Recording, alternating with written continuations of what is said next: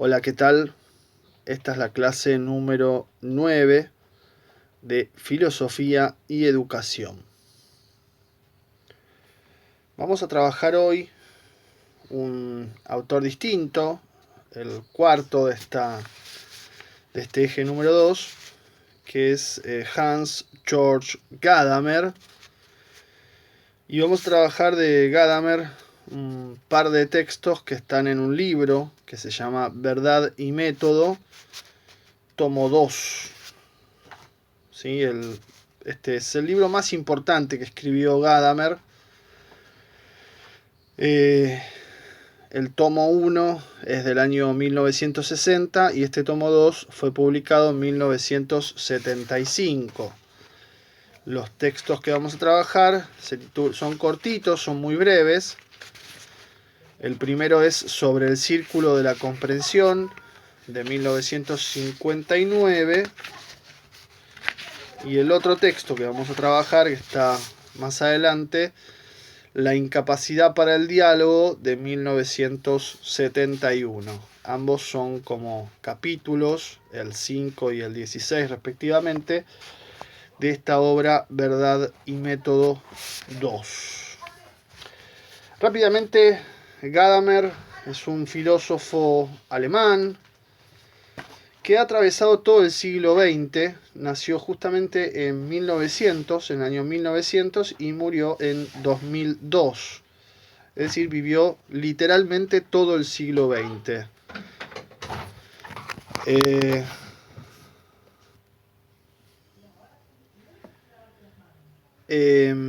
Decíamos entonces, un filósofo alemán muy importante y forma parte de una corriente también muy importante de filosofía, que es la hermenéutica, que justamente aparece al comienzo del primer texto. Así que vamos a aclarar bien qué significa esta palabra hermenéutica. Bueno, literalmente hermenéutica se refiere o significa arte de la comprensión, arte o técnica de la comprensión o interpretación. Lo que plantea esta corriente es que todas las obras tienen un intérprete y un interpretado, ¿no? Un sujeto y un objeto. Pueden ser obras de arte, pueden ser obras históricas, pueden ser textos, pueden ser objetos, pero hay todo un trabajo de la comprensión que es muy importante, que es constitutivo de ese objeto estudiado y al mismo tiempo es constitutivo del sujeto que interpreta o que busca comprender. Esta hermenéutica nace como corriente hace muchos siglos ya, prácticamente, con sobre todo la interpretación de los textos bíblicos. Empieza ahí como una rama de la teología, tratando de interpretar nada más ni nada menos que la palabra de Dios, ¿no? Después, hacia el siglo XVIII aproximadamente, empieza a ser un arte o técnica de interpretación de los textos jurídicos, es decir, cómo se interpreta la ley, cómo se la entiende, cómo se la aplica, y también, bueno, ahí tiene toda una serie de desarrollos. Y después, finalmente, más acá, en el siglo XIX, comienzo del siglo XIX y fines del siglo XIX, la hermenéutica pasa a ser una corriente distintiva de la filosofía, muy importante en la filosofía contemporánea y muy interesante para nosotros, para pensar el problema de la educación. Los nombres que aparecen en el primero de los textos sobre el círculo de la comprensión son como tres referentes fundamentales de la hermenéutica. El primero es Schleiermacher, lo menciona Gadamer en la página 63. El segundo es Dilthey, se escribe Dilthey, que es también lo menciona en ese mismo párrafo, y finalmente de quien ya hablamos al pasar, con motivo de los textos de Hannah Arendt, que es Martin Heidegger, lo menciona en la página 64 y sigue después en la 65. Estos tres referentes, Heidegger, bueno, es el filósofo más importante alemán del siglo XX, algunos dicen de toda la filosofía contemporánea, eso se puede discutir, qué sé yo, bueno, fue un filósofo muy importante, sin dudas, fue también maestro de alguna manera, aunque también la diferencia de edad era muy poca, con Gadamer, o de Gadamer,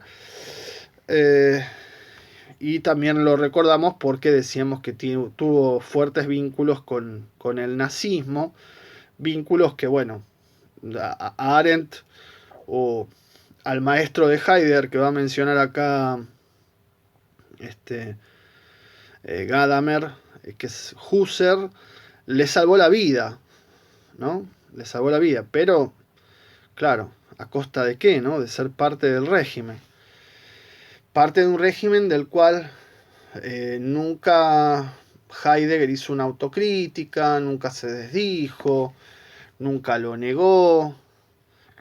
Se murió siendo afiliado al Partido Nacional Socialista. O sea, es todo un tema ese, que no viene al caso, acá queda como lateralmente, pero en principio podemos decir, estos tres autores que menciona Gadamer, con Gadamer mismo, son parte de la gran historia de esta corriente llamada hermenéutica.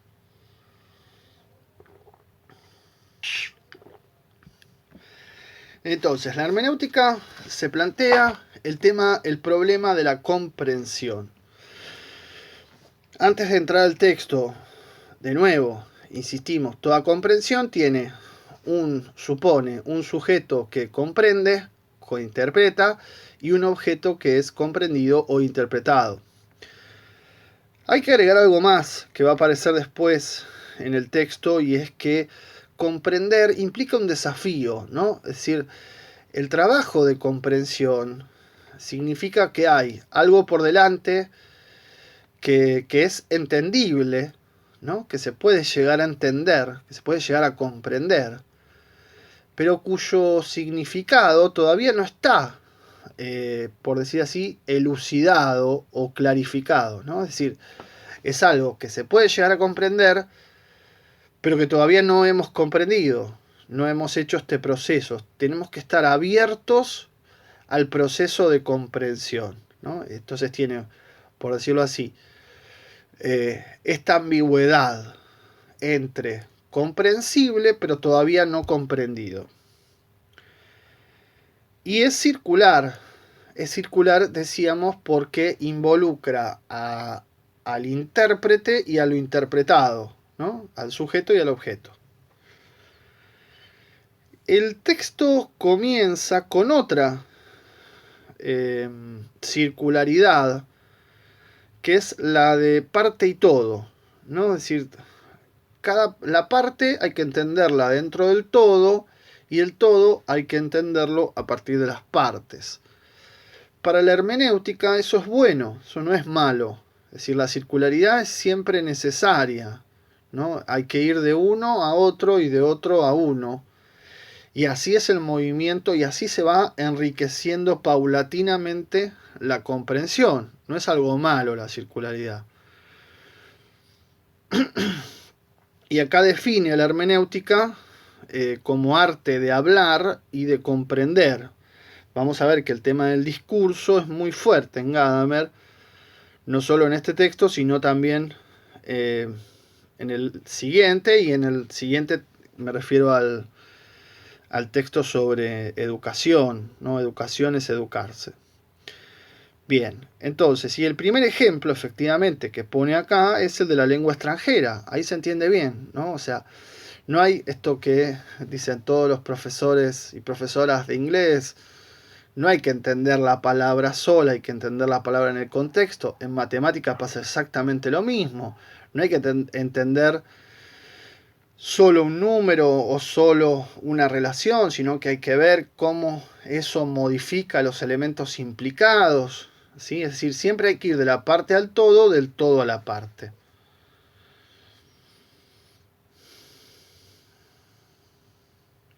Y eso es justamente el movimiento de la comprensión, el movimiento hermenéutico.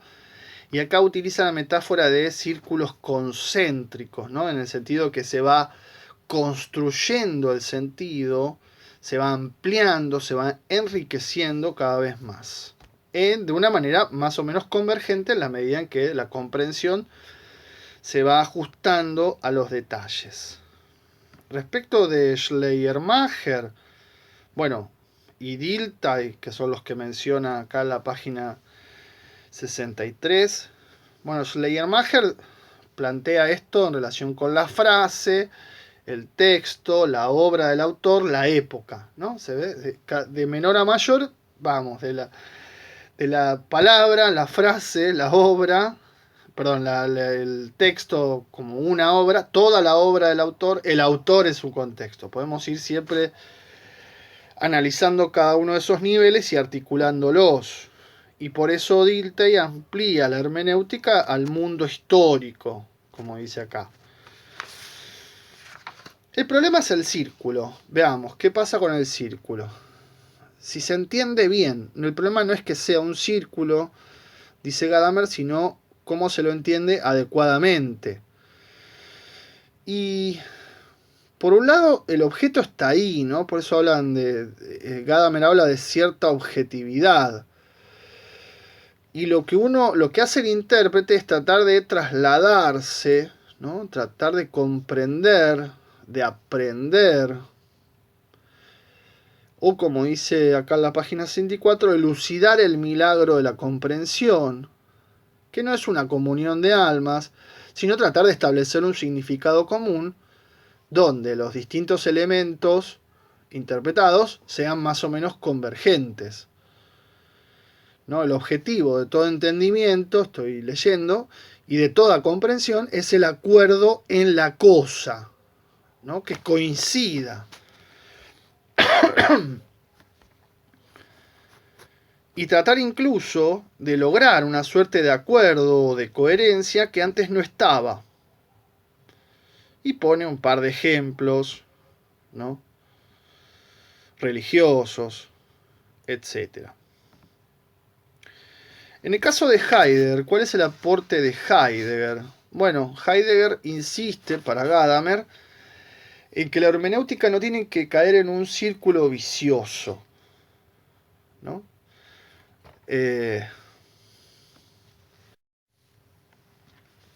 Esto significa, vamos al texto, página 65, primer párrafo.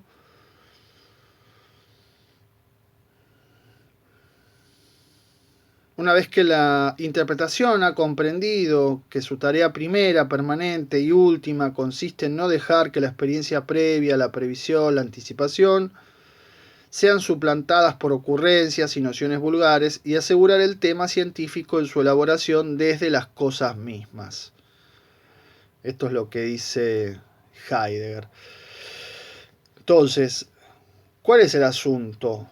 Bueno, el problema no es que sea un círculo, ya lo decíamos, ¿no? El problema es que ese círculo se llene, digamos así, o esa comprensión se contamine por ocurrencias, nociones vulgares, ¿no? Prejuicios que no han sido desarticulados.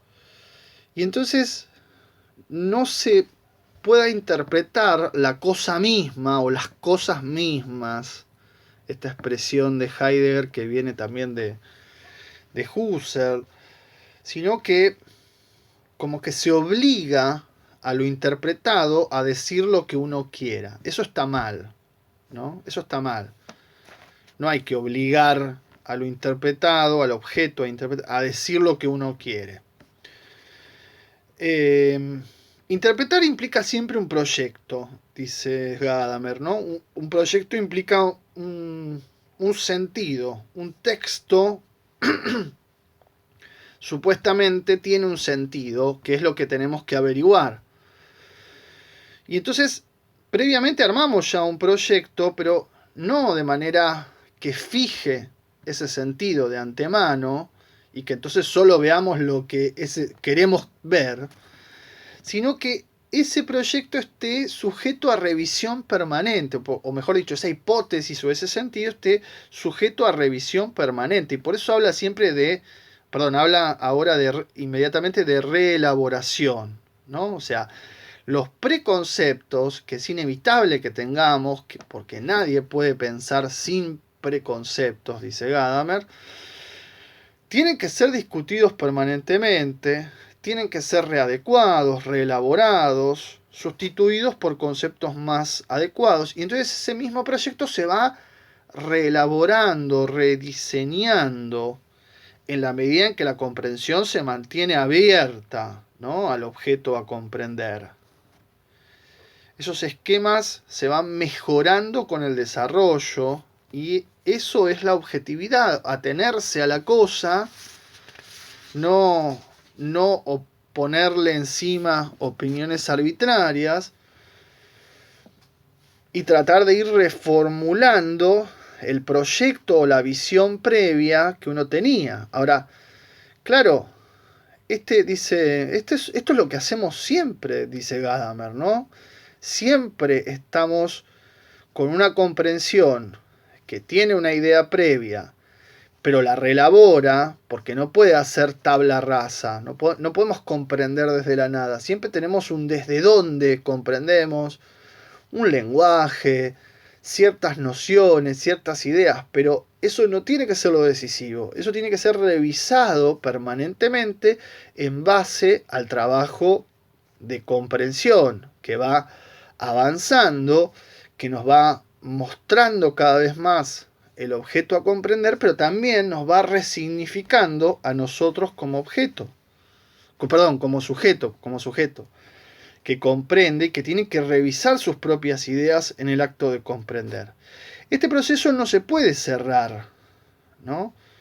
Este proceso, la empresa hermenéutica, dice en la página 66, está siempre abierta a reformularse a la opinión del otro, a una mirada distinta, a un texto que revele algo que no se pensaba.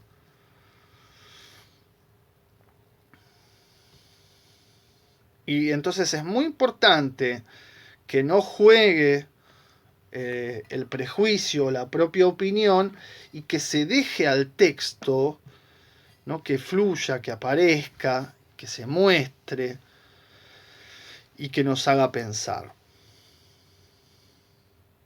El que intenta comprender un texto, dice Gadamer, está dispuesto a dejar que el texto le diga algo. Por eso, una conciencia formada hermenéuticamente debe estar dispuesta a acoger la alteridad del texto.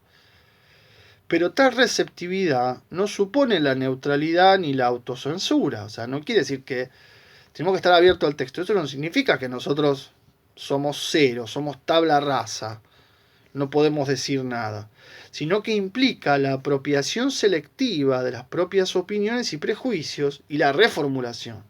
Es preciso percatarse de las propias prevenciones para que el texto mismo aparezca en su alteridad y haga valer su verdad real contra la propia opinión.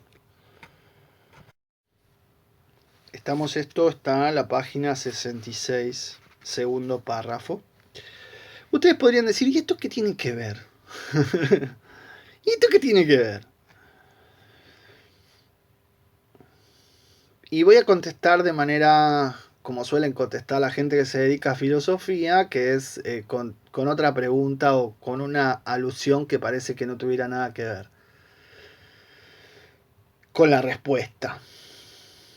Hay una idea de Paulo Freire, el gran pedagogo Paulo Freire, que es que el trabajo docente es como un texto, ¿no? Es como un lenguaje que estamos todo el tiempo tratando de aprender, de decodificar y de poderlo hablar.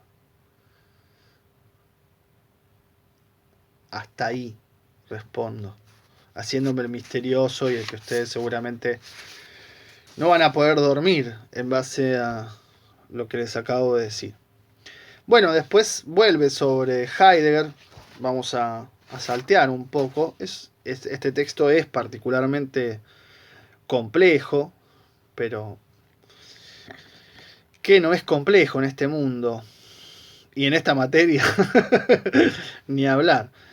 Y vamos a entrar en una noción que aparece en la página 67, que es muy importante para Gadamer, que es lo que él llama el anticipo de la compleción. ¿Qué es el anticipo de la compleción? Bueno, es un presupuesto, dice, que preside toda comprensión, o sea, que está presente siempre en la comprensión, y que dice que, bueno, hay una unidad de sentido, ¿no? Es decir, como que el desafío de comprender parte de la suposición de hay una unidad de sentido.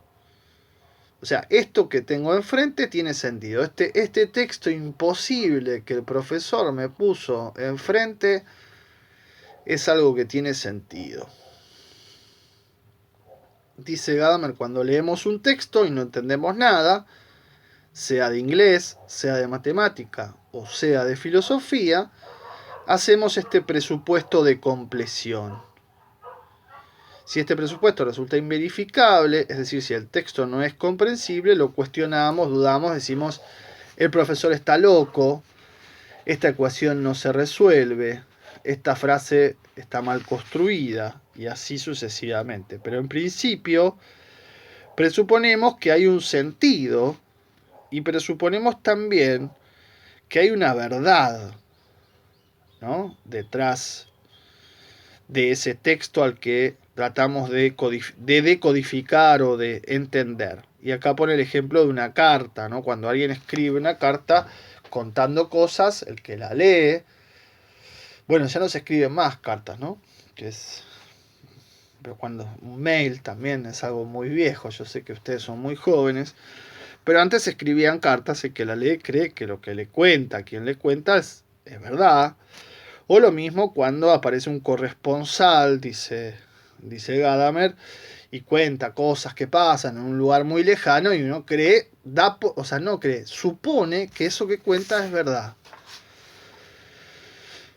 Entonces, tenemos este presupuesto de la compleción que le otorga de alguna manera a lo interpretado, al objeto a interpretar, la idea de verdad, ¿no? Que expresa un contenido verdadero. Y bueno, esto es como en cierto punto inevitable, ¿no? Dice en la página 68, la primera de todas las condiciones hermenéuticas es pues la comprensión real, el habérselas con la cosa misma. Eso determina lo que resulta viable como sentido unitario y con ello la aplicación del anticipo de comprensión. Así se cumple el sentido de la pertenencia. Esto es el momento de la tradición. Acá aparece la palabra tradición. Bien, ¿qué significa? ¿Qué quiere decir? Bueno, toda expresión, todo texto, todo objeto está involucrado dentro de una tradición. Y por supuesto, nosotros, intérpretes, también estamos involucrados dentro de una cultura, dentro de una tradición.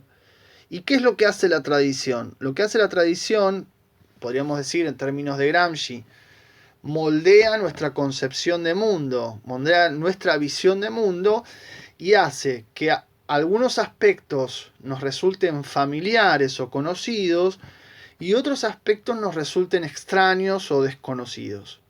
¿No? Es decir, la tradición nos ubica en el mundo de modo tal que algo sobresalga y algo quede como más escondido, ¿no? De ahí la distinción entre lo familiar y lo extraño. El trabajo de comprensión es justamente un trabajo, el trabajo hermenéutico, de tratar de enlazar, es un inter, dice acá Gadamer, tratar de entrelazar o reconciliar lo familiar y lo extraño, o sea, lo conocido y lo desconocido. Tratar de hacer visible lo desconocido, ¿sí? Y en ese sentido, curiosamente, la distancia temporal, dice Gadamer, es buena, porque la distancia nos permite todo este trabajo de comprensión, ¿no? Es decir, cuando uno está dentro de una cultura, dentro de una época, dentro, ¿no? Que le cuesta mucho poder ver lo que está ahí, ¿no? Lo obvio, el sentido común, para usar Gramsci de nuevo. En cambio, la distancia histórica permite justamente una visualización de aspectos que a veces el estar adentro de esa época no permite. La distancia, perdón, temporal le llama acá, ¿no? Y por eso lo plantea como una posibilidad positiva, productiva para la comprensión. Bien.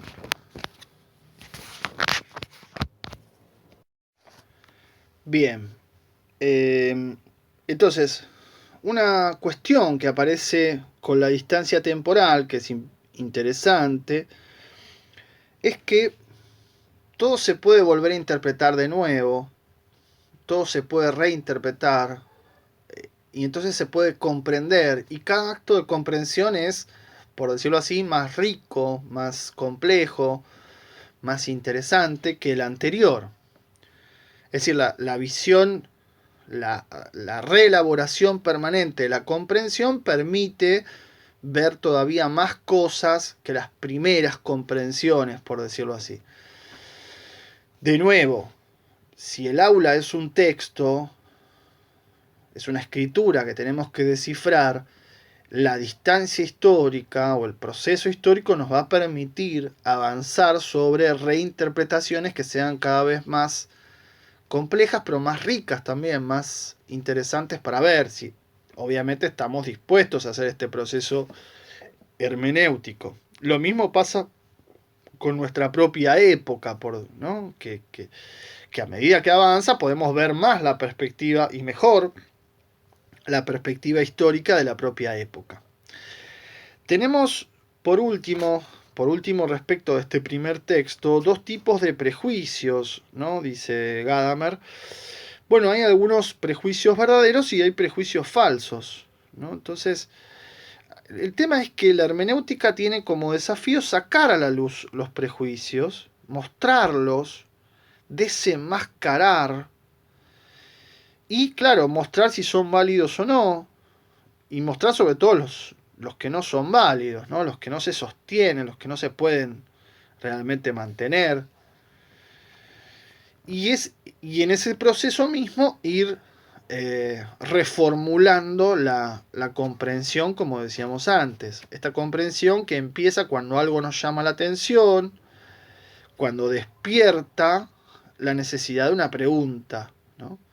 La estructura lógica de la pregunta. Esto es muy importante para la conversación en el texto sobre educación que veremos la próxima clase. Y esta pregunta abre paso a nuevas posibilidades, o sea, potencia, ¿no? La posibilidad genera nuevas posibilidades de comprensión y entonces también reformulación de prejuicios y demás.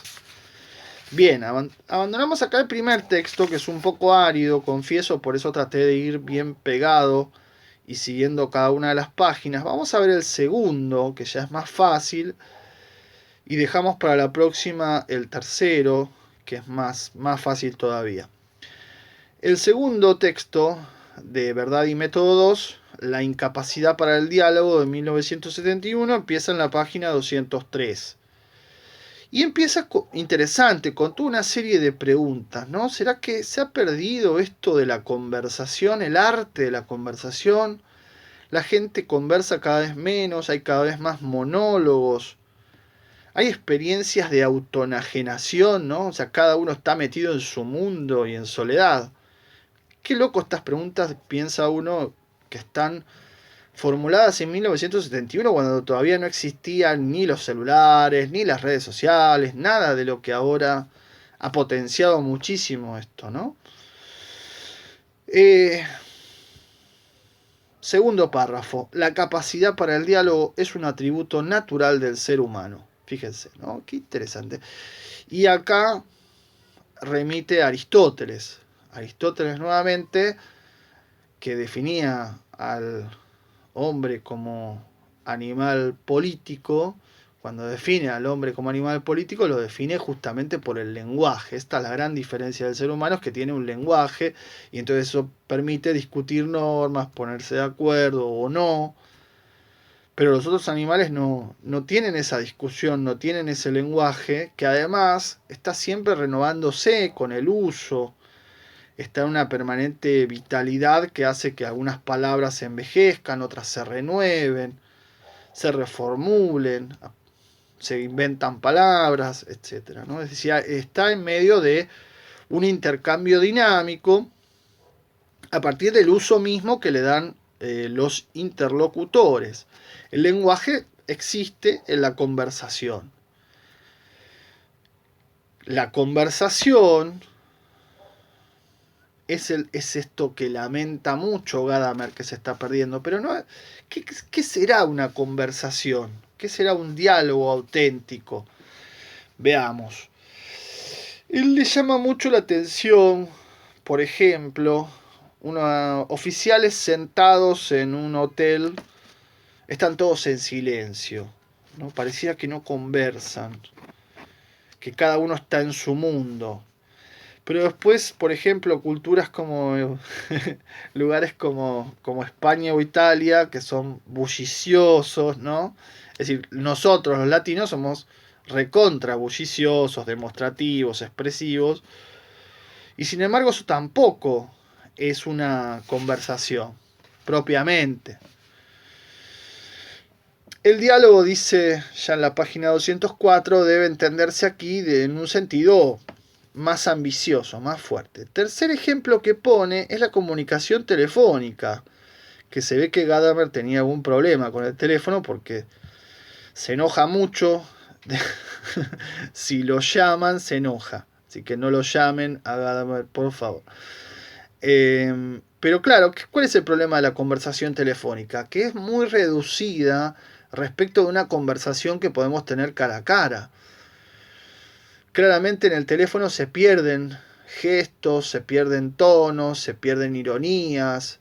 Y uno esto lo podría trasladar a los mensajes de texto más todavía, ¿no? ¿Cuántas veces no se sabe si está enojado, si no, si sí, ¿no? O sea, ¿cuántos malentendidos hay? ¿Cuántos teléfonos descompuestos hay a través de los mensajes de texto? Y lo mismo podría decirse de esta clase. ¿Qué diferente es una clase grabada respecto a una clase en vivo? Porque hay un montón de todos mis gestos acá, que muevo los brazos para acá y para allá, que miro, que esto, que lo otro, que ustedes no ven, pero que si lo vieran grabado en video tampoco sería lo mismo que si lo estuviéramos haciendo en clase, efectivamente. Entonces es una comunicación muy pobre, fallida, generalmente, dice Gadamer, eh, donde, claro, no hay cercanía, no hay vínculo, y generalmente es molesta, ¿no? O sea, a él le molesta claramente que lo llamen por teléfono. Entonces, bueno, la cuestión es qué hace a un diálogo para que sea un diálogo verdadero, ¿no? Para que haya verdaderos encuentros, verdaderas conversaciones. Y acá pone ejemplos de Confucio, Buda, Jesús, Sócrates, grandes oradores, grandes dialogadores, personalidades históricas que han tenido un enorme carisma y un enorme diálogo y conexión con las masas, o con mucha gente, digamos así, donde hay una espontaneidad muy fuerte, un juego de preguntas-respuestas muy vívido, muy vivo y muy vívido.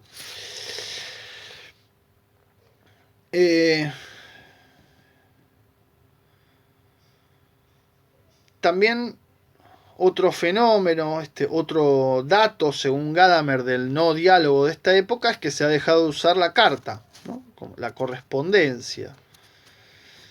Uno podría decir, bueno, pero la carta siempre tiene como una cosa muy, muy formal, o al menos así tenía, muy formal. Si estuviéramos en clase les preguntaría, ¿quién de ustedes sabe cómo se manda una carta? ¿Dónde se pone remitente? ¿Qué datos van y qué datos no van? ¿Cómo se encabeza? Y llenaríamos entonces la tienda de objetos, objetos digamos, exóticos, como las cartas. Si vieron alguna vez una carta, un sobre, el papel de la carta, en fin.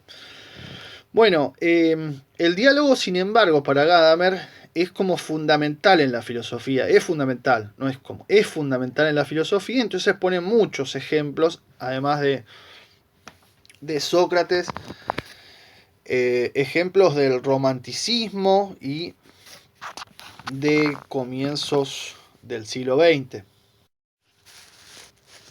Pero más allá de las personas que nombra, acá vuelve a nombrar a Platón, a Sócrates, a Schleiermacher, que hablábamos antes, o a Schlegel. ¿Qué es lo que le interesa? Bueno, en un diálogo siempre hay dos partes.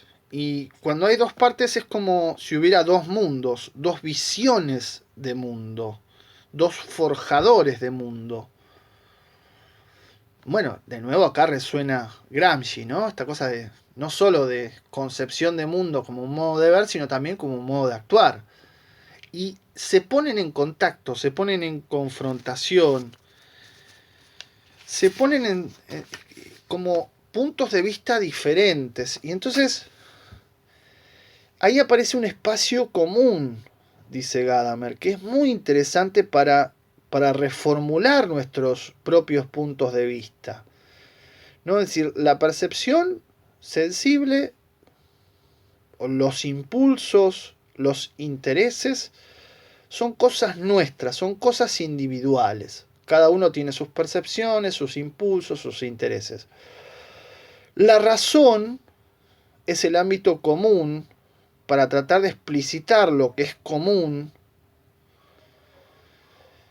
Y es el ámbito también donde podemos ampliar, podemos complejizar, podemos enriquecer nuestras cosas particulares, digamos así, con otros, otras, otros.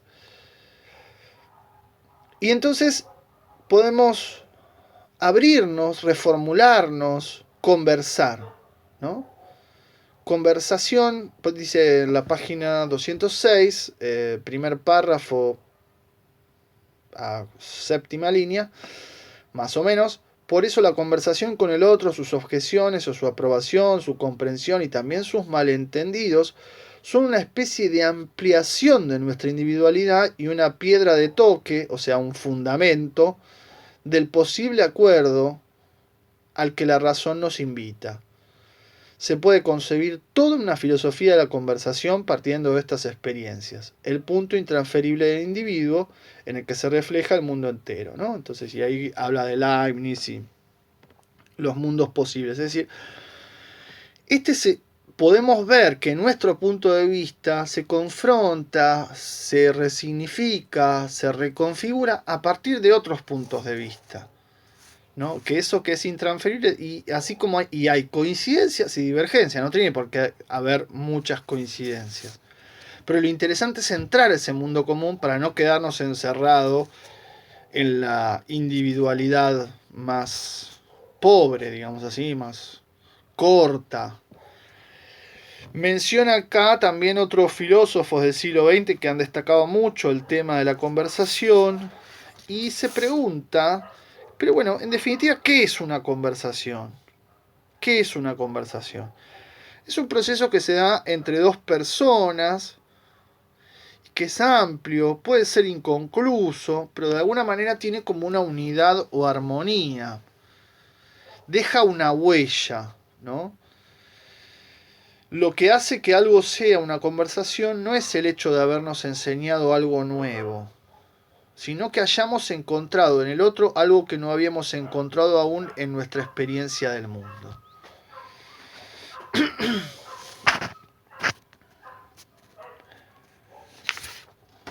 La conversación, ya en la página 207, posee una fuerza transformadora. Cuando una conversación se logra, nos queda algo que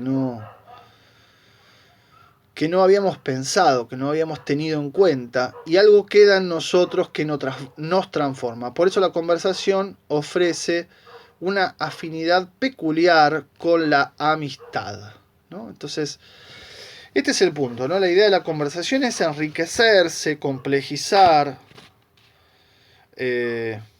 aprender en el buen sentido, aunque más bien posibilitar aprendizaje, ¿no? Más que aprender algo concreto, sino generar la posibilidad de nuevos aprendizajes. Hay formas de diálogo, dice Gadamer, que no serían buenos diálogos, no serían diálogos fecundos, no serían ejemplos de una buena conversación.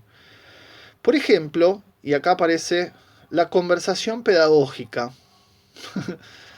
La conversación pedagógica es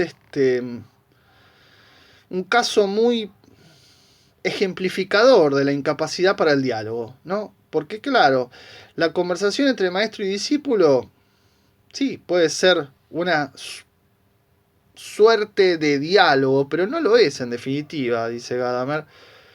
Obviamente porque el maestro, el que enseña, habla mucho más, tiene alguna dificultad para dialogar, y entonces solo se consolida en su propio discurso. En realidad no está abierto a lo que pueda venir del otro lado. El ejemplo que pone es magnífico. Es un ejemplo de una clase en la que él estuvo, de este filósofo que mencioné hace un rato, que es Husserl.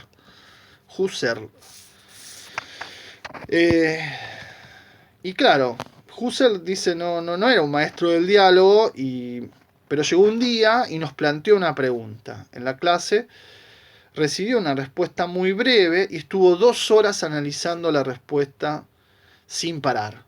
Y cuando terminó la clase, su ayudante Heidegger, ¿ven? Acá aparece de nuevo Heidegger, le dijo: hoy ha habido un debate muy animado. Claro, qué debate, ¿no? 2 horas sin parar del profesor es un debate. Bueno, justamente dice, este tipo de experiencias son las que han llevado a que las clases académicas estén en crisis hoy, y acá se muestra claramente una incapacidad para el diálogo de parte del profesor.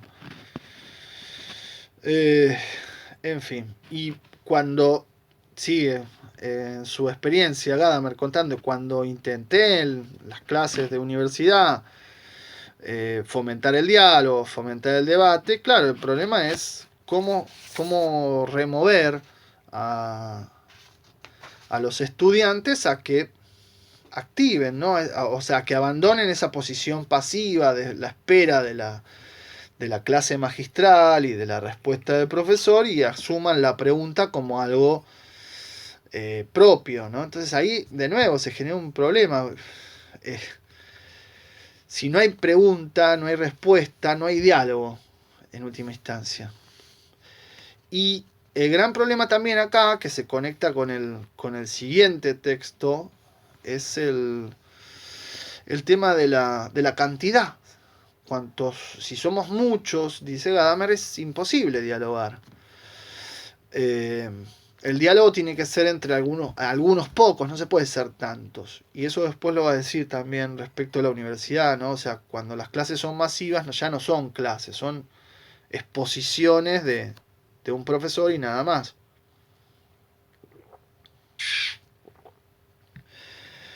Bueno, frente a este diálogo falso, entonces podemos pensar el diálogo auténtico, y acá propone 3 ejemplos, aunque no se ajustarían del todo. El primer ejemplo es la negociación, ¿no? Las negociaciones comerciales o políticas. Ese es un buen ejemplo de diálogo, porque es cierto que las partes acá tienen intereses diferentes y cada uno quiere defenderlos, pero es cierto también que tienen que buscar un acuerdo, ¿no? O sea, que en última instancia les importa mucho llegar a un acuerdo con el otro. Y eso es lo interesante del diálogo, cuando no solo cuando hay una posición fuerte para defender, sino también cuando hay una búsqueda de consenso y estar dispuesto a ceder algo en pos de ese consenso que se considera como algo, o ese acuerdo que se considera como algo valioso. El segundo ejemplo es el diálogo terapéutico, y a este le gusta porque parte de un problema fundamental, que es la incapacidad para el diálogo, ¿no? Sobre todo, dice en el psicoanálisis, el punto de partida es algo de lo que no se puede hablar, de lo que no se puede dialogar. Y a partir de ahí empieza el proceso de curación, el no poder hablar de eso, de ese algo, es lo que motiva y empuja el diálogo. El problema es que, claro, es muy particular, ¿no? El psicoanálisis parte además de algo muy personal, en fin, es una terapia muy específica, pero bueno, es interesante el punto, el punto de comienzo de esta situación. La gran diferencia está en que mientras que la terapia empieza con el reconocimiento de algo de lo que no se puede hablar, la incapacidad para el diálogo no se reconoce como incapacidad para el diálogo. Entonces, ¿no? O en todo caso, siempre la incapacidad para el diálogo es atribuirle al otro que no es capaz de dialogar, ¿no? Yo estoy abierto al diálogo, pero el otro no, siempre el problema es el otro. Y entonces se sucede, ¿qué es lo que sucede? Bueno, no se puede escuchar, ¿no? Este es como el punto clave, porque ¿por qué no se puede dialogar? Porque no se puede escuchar. No oír mal, ¿no? Escuchar mal, son en realidad motivos que, dice Gadamer, residen en uno mismo. Y residen en aquellos que solo están dispuestos a escucharse a sí mismos. Ahí está el problema. Individualismo absoluto. El tercer ejemplo es la sobremesa, ¿no? La conversación familiar, que es muy linda, que es muy interesante, pero claro, acá aparece la televisión. La televisión es el eje de todo, y entonces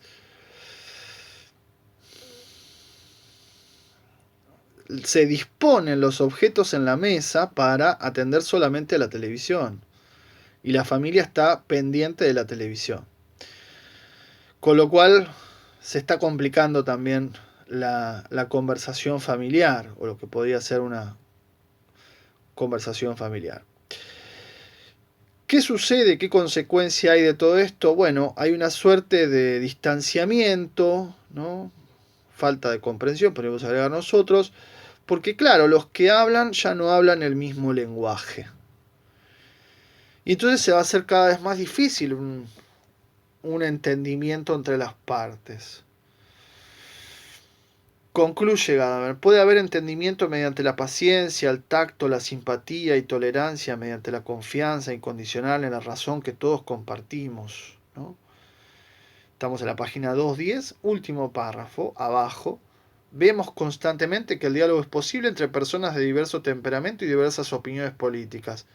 Eso de la incapacidad para el diálogo me parece que es más bien el reproche que hace alguien que no quiere aceptar